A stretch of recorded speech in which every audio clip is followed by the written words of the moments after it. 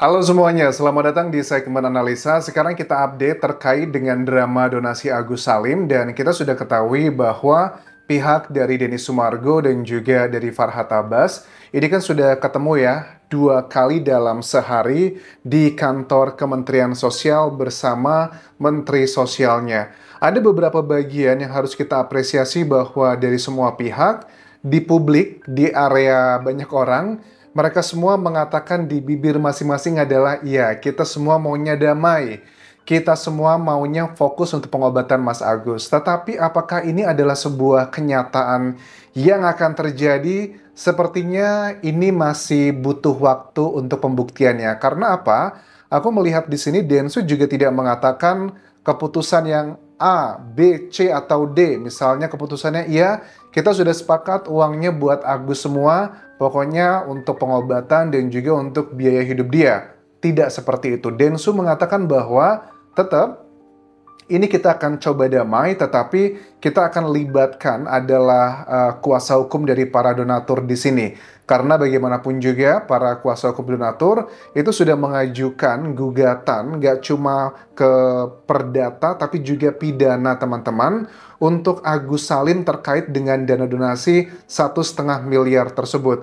Bahkan ada salah satu poin yang disampaikan di sini ya dari kuasa hukum donatur bahwa ada 3 gugatan perdata yang diajukan. Perdata itu artinya yang digugat hanya uang doang untuk Densu, Novi, dan juga Agus. Nah, yang paling dirugikan adalah Agus kan. Kalau Densu dan Novi, mereka mah tidak fokus kepada uang karena memang itu bukan tujuan mereka, tapi Agus adalah tujuannya uang untuk bagian tersebut. Sementara juga dari para kuasa hukum donatur mengatakan, kami juga laporkan gugatan pidana ini untuk Agus Salim. Ada total uang 138 juta rupiah yang diduga digelapkan dalam donasi ini. Ini dilaporkannya ke Polda Metro Jaya pada 30 November 2024. Pasal yang dikenakan, pasal 372 terkait dengan dana donasi dengan ancaman 4 tahun penjara. Ini semuanya sudah berjalan. Jadi dari kuasa hukum para donatur bilang bahwa ya menghargai juga dong proses kami yang telah berlangsung beberapa waktu terakhir. Nah, hal itu yang makanya ngebuat Densu sebelum dia berangkat ke luar negeri karena ada acara mungkin jalan-jalan, makanya ngebuat Densu bilang, kalau dari saya sih sudah oke, semuanya kita bisa damai, tapi saya tidak bisa mengenyampingkan dari para donatur. Bahkan waktu Farhad ada statement dikatakan bahwa kita akan cabut katanya laporan untuk Densu. Densu bilang bahwa yang dicabut cuma buat saya aja, kalau buat Novi dan yang lain-lain bagaimana? Nah, ini adalah respon dari Farhad pada saat berbicara seperti itu. Dan semua laporan mesti akan kita cabut terkait dengan Mas Denny. Oke. Semua laporan akan kita cabut terkait dengan Mas Denny. Itu poin yang memang Farhad adalah pengacara senior. Jadi dia tahu permainan kata-katanya. Ini terkait saya, tapi bagaimana? Densu bilang, ini terkait saya, oke. Terkait Novi bagaimana katanya? Well, gentleman Densu di sini memikirkan orang lain juga. Pastinya kan? Ini Novi. Saya kamu juga. Semua saya terkait Agus sudah kita cabut. Oke. Semuanya Pak. Jadi Densu bilang, kan dijawabnya ini sayang Novi nih kata si Farhad. Saya juga sayang kamu, kita sayang semuanya. Terus dikatakan iya terkait dengan Novi atau terkait dengan Agus, semuanya akan dicabut termasuk juga Novi di situ. Nah, bagian ini harus ditegaskan di awal karena kalau ini nggak disampaikan, ya percuma walaupun ada Yusuf Hamka di situ, kalau tidak ada konsekuensi yang proses hukumnya dicabut, ya sama aja bohong kan teman-teman. Terus bagaimana dong dengan laporan dari kuasa hukum donatur? Ya, ini beda cerita lagi sih. Kalau aku tangkap kan, mereka saling melaporkan. Timnya Farhad melaporkan Densu dan Novi. Novi pun juga, Farhad sih yang baru, Densu yang baru melaporkan Farhad kan, untuk urusan pribadi itu. Jadi, ya nggak bisa menjamin bahwa tim donatur akan benar-benar mengikuti semua ini teman-teman? Ya udah kita lihat nanti. Tapi ada satu statement yang juga cukup bijak menurut aku dari pernyataannya Yusuf Hamka, bahwa mereka ini adalah aset nasional. Jadi utamakanlah kesetiakawanan sosial. Aset nasional. Siapa nih?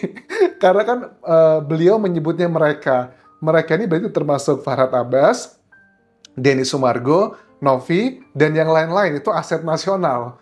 Oke, ada yang aku nggak setuju sebenarnya. Tapi anyway, kasus ini malah melebar kemana-mana. Semuanya orang baik di sini. Jadi jangan malah ribut. Agak gimana ya, jujur di hati kecilku tuh aku seneng gitu ya. Pada akhirnya sudah akan mendekati titik akhir. Tetapi di hati kecilku lainnya, Novi pun juga mungkin merasakan hal yang sama gitu. Dia bingung karena aku lihat ada beberapa postingan yang kalian mention di TikTokku di Anjasa Asmara. Ada beberapa live-nya Novi yang dia juga bingung gitu ya. Dia serba salah. Sekarang itu ada sosok-sosok lain lagi yang ngata-ngatain Novi. Dikatakan bahwa ya dugaannya ya bilang gini lah. Ada yang mempertanyakan Novi, ada sosok dari timnya Agus kan ya. Novi itu punya uang dari mana katanya? Dia penghasilannya dari mana? Kok bisa gitu? Punya mobil mewah, tempat tinggal yang mewah atau A, B, C, dan D. Penghasilan dia dari mana gitu? Nah, ini mungkin buat sosok tersebut, mungkin karena Anda termasuk dalam kategori yang sudah senior, old money mungkin ya. Zaman sekarang tuh adalah era digital gitu ya. Memang Novi bukanlah termasuk dalam jajaran orang terkaya nomor sekian di Indonesia, atau Novi termasuk dalam jajaran anaknya 9 naga, enggak. Tapi dengan penghasilan Novi yang aku tahulah dari sosial medianya YouTube, ataupun juga Facebook, ataupun juga TikTok, endorsement, atau ada hal-hal yang lain, atau bahkan dapat donasi A, B, C, dan D, aku rasa gaya hidup Novi itu masih terbilang wajar-wajar aja sih. Terus dengan biaya hidup untuk ngebantu ODGJ yang per bulan hitung-hitungannya orang tersebut, kalau per bulan aja satu orang menghabiskan makanan 3 juta, 1, 2, 3, 4, ya aku rasa sih masih cukup-cukup aja. Karena kalau aku hitung-hitung 3 juta itu kan mungkin kalau dengan orang banyak pasti akan jauh lebih berkurang kan. Dan memang selama ini juga Novi bukan tipikal yang uangnya berlimpah. Dia juga pernah mengalami kesulitan uang. Di salah satu indikasi yang aku tangkap adalah pada saat dia menggadaikan mobilnya untuk membiayai operasional bulanannya. Karena mungkin ada dalam ya sebagai konten kreator tidak setiap bulan itu akan mendapatkan keuntungan. Kadang ada yang rugi juga setelah dipotong biaya produksi, biaya untuk membayar karyawan dan sebagainya. Novi juga bukan yang berlimpah juga hartanya, tapi dengan yang dia berikan aku rasa masih dalam hitungan yang wajar. Tapi kalau dari orang tersebut menilai Novi ini ada yang nggak wajar, bahkan dugaannya ada TPPO, bahkan ada bisnis-bisnis dikatakan katanya perempuan yang nggak bener A, B, C, dan D, aku rasa terlalu berlebihan ya bagian itu. Nah, Novi masih bingung nih, apakah Novi cukup diam aja katanya mendapatkan serangan-serangan seperti ini? Ya aku dengerin kalau dari nasihatnya Densu ke Novi, ya Novi kamu ini kan baru ya masuk ke dalam dunia yang drama-drama seperti inilah, selebriti atau apapun lah, you name it. Ya kalau menurut saya, kata Densu, kamu cooling down dulu. Kamu pikir-pikir dari setiap tindakan kamu pasti akan ada konsekuensinya. Nanti dari situ kamu baru bisa memilih. Tapi sekarang cooling down dulu, jangan kepancing emosi. Farhad Abbas sepertinya sudah cooling down, tapi ada yang lain sepertinya sekarang sedang kayak manas-manasin Novi lagi. Kesannya adalah seperti itu. Kemudian Densu juga mengatakan di sini, kami sudah berdamai, semuanya itu demi kebaikan. Ada banyaklah kata-kata baik yang dikeluarkan Densu, tapi aku nggak bisa bohongin pada saat ngelihat Densu mendengarkan Farhad berbicara. Dia itu ekspresi wajahnya kayak nahan kesel, kayak nahan mau ketawa. Alah, pasti dalam hatiku ya, apakah Denus ini pengen ngomong pada saat Farhad ngomong, taek nih gitu.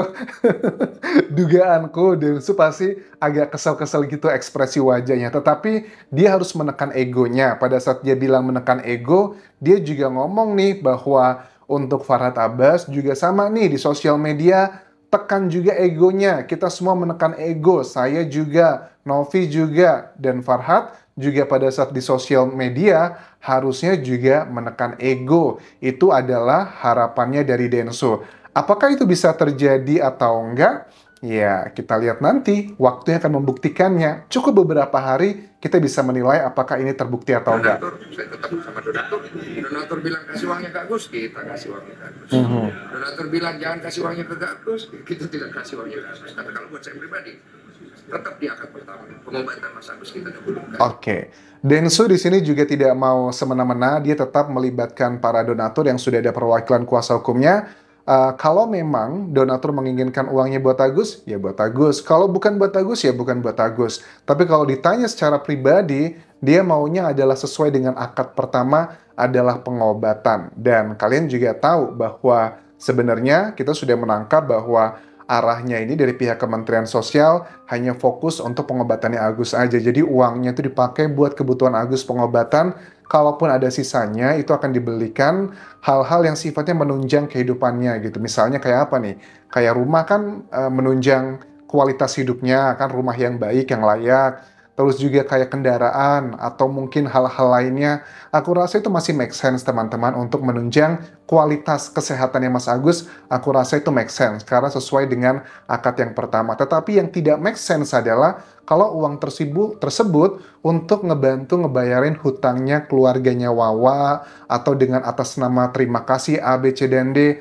Aku rasa itu tidak masuk akal dan harusnya Wawa juga ya punyalah kontribusi di sini. Dia harus bertanggung jawab dengan apa yang telah terjadi dengan cara mengembalikan uang yang telah terpakai. At least yang sudah diakui adalah berapa 35 juta buat bayar hutang rumah, terus juga sama 8 juta ya kalau nggak salah buat bayar sekolah anaknya. Berarti 35 ya tambah 8 itu sekitar 43 juta. Itu yang diakui ya. Tapi kan yang menurut kuasa hukum donatur, dari temuan mereka, Agus Salim ini dilaporkan gugatan pidana karena ada dugaan uang 138 juta yang digelapkan di situ dan dilaporkan ke Polda Metro Jaya. Nah, bagian ini kalau aku lihat semuanya sudah mencapai titik terang adalah fokus untuk pengobatannya Agus. Tetapi ada satu yang masih belum clear adalah arah dari kuasa hukum donatur. Nah, maunya mereka kalau aku tangkap di sini, karena dalam persidangan nanti di pengadilan negeri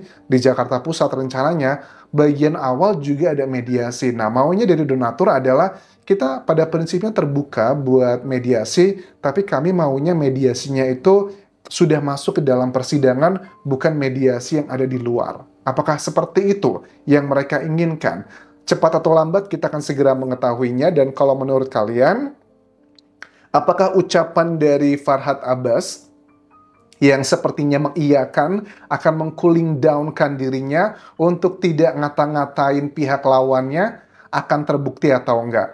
Kalau aku lihat sih ada dua kemungkinan. Mungkin aja dia tidak akan ngata-ngatai pihak lawannya, betul, seperti ucapan janjinya. Atau yang kedua, dia mungkin tidak akan mengata-ngatai pihak lawannya tetapi menggunakan mulut orang lain. Karena kalian juga sudah bisa menilai, ada sosok-sosok baru lagi yang muncul yang begitu sangat vokal dan seolah-olah dugaan-dugaannya itu sudah 100% kebenarannya terkait dengan Novi sendiri. Ya. Atau yang ketiga, kemungkinannya akan terjadi hal yang bertolak belakang. Jadi ada 3 kemungkinan kita lihat beberapa hari ke depan karena sampai sekarang kapan mereka akan bertemu kembali antara pihak Novi, Densu, dan juga timnya Agus, itu belum ada jadwalnya menunggu Densu pulang dari luar negeri, habis itu baru bertemu diputuskan. Dan sepertinya untuk Agus kayaknya memang rezeki itu hanya untuk sampai Indonesia aja, dan untuk berobat ke Singapura seperti keinginan dia untuk mencari second opinion apakah masih bisa diselamatkan matanya atau enggak. Kalau aku baca dari sini semua, itu sepertinya hanyalah sebuah trik yang dipakai oleh oknum-oknum tertentu aja pada saat itu, dan dia ngerasa kayak dibodohin di situ. Makanya dia terlihat cukup sedih dan juga kecewa pada saat dia mendengar bahwa akhirnya Agus akan tetap berobat di Indonesia dengan berbagai macam alasan yang sudah kita bahas di video kemarin, teman-teman. Sampai ketemu lagi di video berikutnya. Tinggalkan like dan juga komen, subscribe channel YouTube ini, follow Instagram, Facebook pageku, dan juga akun TikTok di Anjasa Sumara. Sampai jumpa.